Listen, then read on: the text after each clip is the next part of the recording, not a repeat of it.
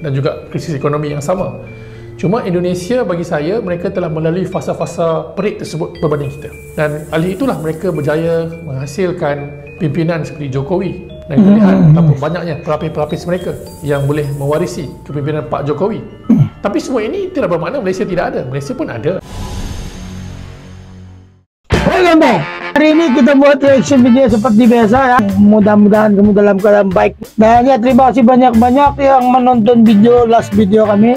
Abel yang request tuh banyak-banyakan lagi tuh video-video lucu dia bilang. Iya. Tapi masih kita kumpul ya. Kita mau tengok dulu FYP TikTok. Kita kumpul dulu yang mana yang boleh. Send kami video di TikTok, di Facebook, mana-mana saja, di Instagram. Semua dia punya link ada di description-nya. Kita reaction hari ini. Adakah Malaysia patut contohi Indonesia? Kalau Abel? Dari segi membangun negara ya. Adakah Malaysia patut mengambil Indonesia sebagai satu role model untuk kita bangunkan negara kita menjadi sebuah negara yang kuat dan stabil? Saya boleh setuju dalam beberapa sudut, kerana peristiwa yang menyedihkan telah lama ditinggalkan oleh rakyat Indonesia. Meaning once kita dulu pun aja bersatu maksudnya. Ya, okey. Pergolakan politik yang sama pada tahun 98 dan juga krisis ekonomi yang sama. Cuma Indonesia bagi saya, mereka telah melalui fasa-fasa perik tersebut berbanding kita. Dan oleh itulah mereka berjaya menghasilkan pimpinan seperti Jokowi. Dan kita lihat betapa banyaknya pelapis-pelapis mereka yang boleh mewarisi kepimpinan Pak Jokowi. Tapi semua ini tidak bermakna Malaysia tidak ada. Malaysia pun ada. Ya, betul juga. Kita dalam fasa di persimpangan, in transition lagi. Beban politik lama masih belum surut. Watak-watak lama masih lagi merajui perjalanan politik negara. Jadi ini yang membuatkan Malaysia sukar untuk bangun. Betul lah, yang Malaysia ini masih lagi ketinggalan. Filipina pun tertinggal, Mbak. Tapi kalau saya tengok Jakarta, Filipina, Manila itu tidak berapa jauh lah ketinggalan. Tapi ada, tapi tidak berapa jauh. Sedangkan Indonesia sudah tinggalkan fasa lampau itu. Inilah yang perlu kita contohi, meremajakan politik negara kita. Dan Alhamdulillah, dengan adanya pertambahan pengundi pertama kali, anak muda khususnya, kita boleh cipta sejarah yang baru. Dari segi material sebenarnya kita lebih baik daripada Indonesia 20 tahun dululah. Sekarang ni saya rasa Indonesia sudah berjaya mengatasi kita dari segi ekonomi, kesebelan politik. Ini kerana mungkin saya nampak Indonesia ni dia mengamalkan satu masyarakat yang lebih terbuka, an open society, ya, di mana perbahasan kepentingan rakyat itu cukup subur dalam media-media massa, larangan awam. Inilah unsur faktor yang mematangkan demokrasi. Di Malaysia kita kena ingat benda itu taklah semudah yang disangkakan, kerana kita ada banyak sensitiviti perkauman, keagamaan yang melemahkan perbincangan sesama rakyat. Takut sentuh hal sensitif, bukan? Jadi benda ini saya rasa boleh kita tambah baik. Iya, saya nampak pun Malaysia macam kadang-kadang ragu-ragu buka isu perbincangan. Kadang-kadang dia takut ataupun betul-betul malas saja mau pergi depan. Ya, kadang-kadang atau tidak ambil kisah. Saya terpikir mungkin ada yang mau ambil kisah macam mau report.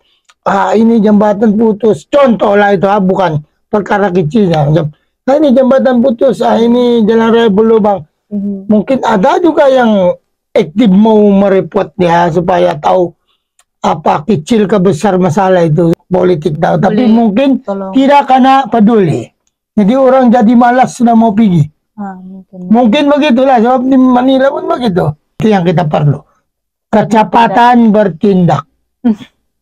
Perbincangan yang saya katakan tadi, liberalize kita punya media massa, perbanyakkan perbincangan ilmiah di universiti, di kampus, di kalangan anak muda, bangunkan wawasan yang lebih jelas. Anak muda lah yang perlu, agar rakyat kita tahu Malaysia ni nak ke mana. Betul. Malaysia siapa yang buat?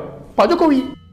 Dia ada wawasan yang besar membuat satu ibu kota yang baru ataupun Nusantara di Kalimantan. Jadi semua ini memberi satu masa Indonesia untuk maju ke depan. Jadi mereka taklah bercakaran hal-hal kecil. Jadi itu saya rasa kenapa Indonesia lebih ke depan daripada kita ketika ini.